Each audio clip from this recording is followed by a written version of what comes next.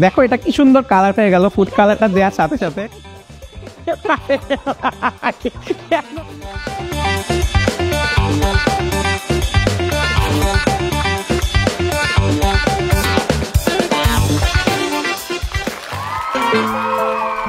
এত সুন্দর ল্যাব, এটা তো ফাঁকা কেন?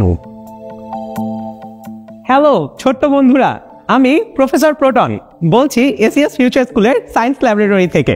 তোমরা সবাই জানো যে এসিএস 2022 সালে প্রতিষ্ঠা হওয়ার পর থেকে অনলাইন জগতে একের পর এক বিপ্লব ঘটিয়ে যাচ্ছে।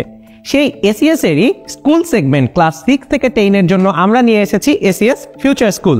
এই এসিএস ফিউচার স্কুল থেকে আজ তোমাদের সাথে আমরা একটা নতুন শো নিয়ে আসছি যার নাম professor proton. But professor proton কে? আমি নিজেই। এই প্রফেসর প্রোটন শোটাতে আমরা তোমাদের এমন এমন মজার কিছু এক্সপেরিমেন্ট দেখাবো যেগুলো আসলে আমরা পড়ালেখা করতে গেলে হয়তো জিনিসগুলো পড়ে থাকি, কিন্তু আমরা কখনো হাতে কলমে জিনিসগুলো পড়ি না। এবং হাতে কলমে পড়ালেখা যে কতটা মজাদার হতে পারে এটাই আমরা তোমাদেরকে দেখানোর চেষ্টা করব।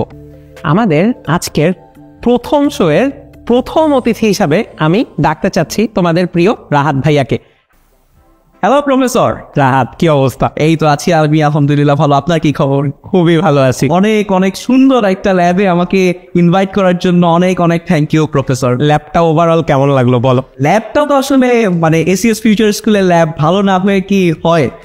অবশ্যই ভালো হবে। তুমি আমাদের আজকের প্রথম অতিথি, সো আমরা তোমার থেকে আসলে আজকে মেইনলি কি দেখবো? মনার সো আজকে আমরা মেইনলি হচ্ছে এয়ার প্রেশারের বা বায়ুমণ্ডলের যে চাপ আছে তার কিছু ম্যাজিক দেখবো। ম্যাজিক? এটা তো ম্যাজিক শো না। হ্যাঁ, শুনে মনে হতে পারে বা দেখে মনে হতে পারে যে ম্যাজিক, কিন্তু এর পিছনে আসলে প্রত্যেকটা ঘটনারই পিছনে খুব সুন্দর সুস্পষ্ট বিজ্ঞানের ব্যাখ্যা। আচ্ছা, তাহলে তো আমাদের বাচ্চারা আশা করি খুবই মজা পাবে এই শোটা দেখে।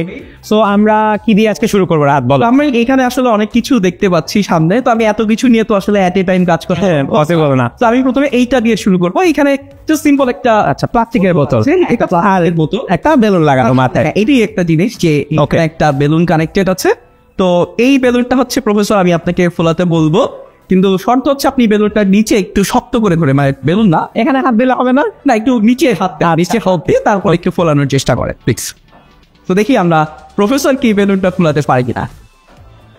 একটু অনেক প্রেশার লাগতেছে, মানে যদি ফুলেও অনেক প্রেশার লাগতেছে। আচ্ছা ঠিক আছে, এবার আমি একটু চেষ্টা করি।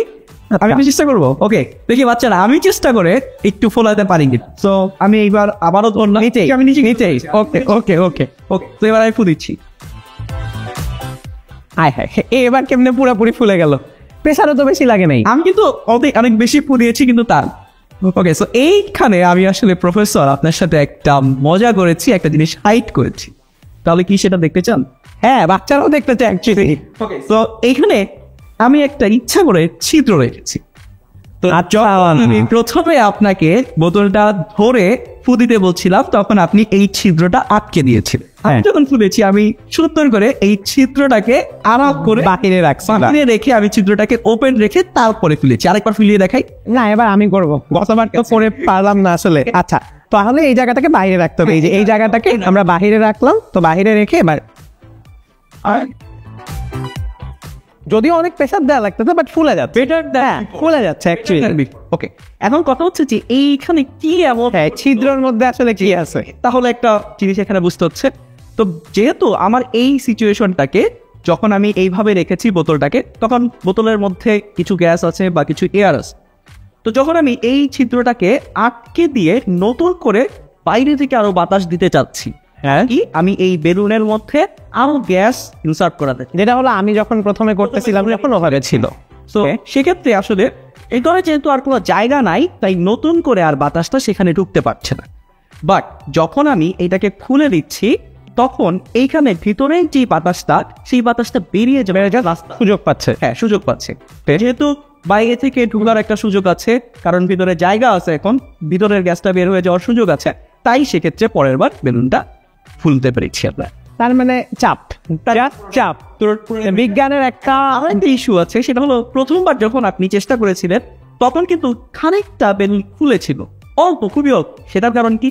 সেটার কারণ হলো যে ভেতরের যে গ্যাসটা ইন দ্যাট মোমেন্ট আমার তো যাওয়ার কোনো পথ নাই, কিন্তু বাইরে থেকে আর কিছু আমি গ্যাস দিচ্ছি, সে কারণে আসলে এই ভিতরের যে গ্যাসটা সেটা কিছুটা সংকুচিত হয়, যেটা আমরা পরবর্তী এক্সপেরিমেন্টে আরো ভালো করে। আচ্ছা, তো লাস্ট শেষ করার আগে জাস্ট আরেকটা জিনিস দেখাবো। আমি এবার প্রথমে এই ছিদ্রটাকে খোলা রেখে বাতাস দিব। ওকে, নর্মাল নর্মাল। ওকে, আচ্ছা, এটা তো খুবই মজার। যখন আমি এই অবস্থায় রেখে দিচ্ছি, বাইরে থেকে দিলাম, আর বেরোতেও পারছে না, ঢুকতেও পারছে না, কিছুই না। আমি কিন্তু বেলুনটা ফোলার সাথে সাথে এই ছিদ্রটা বন্ধ করে দিই। তখন কিন্তু আসলে এই বেলুনটা এখন এই যে খোলা জায়গা আছে এখনই কিন্তু বের হচ্ছে না, কারণ বের হচ্ছে না। বাইরের প্রেসার এবং ভিতরের প্রেসার এই মোমেন্টে ব্যালেন্স আছে। দ্যাটস সমান হয়ে গেছে বাইরের প্রেসার আর ভিতরের প্রেসার। দ্যাটস ওয়াই হচ্ছে কি আমরা দেখো একটা ছোট্ট একটা জিনিস, যা চাপকে কত সুন্দরভাবে আমরা দেখাতে পারি যে চাপের প্রভাব আসলে আমাদের জিনিসটা দেখতে ম্যাজিকের মতো লাগতেছে, বাট আসলে কিন্তু জিনিসটা জাস্ট সায়েন্স, পুরোটাই সায়েন্স। সো পুরোটাই হচ্ছে প্রেসার ডিফারেন্স এবং গিয়ার প্রেসারের খেলা।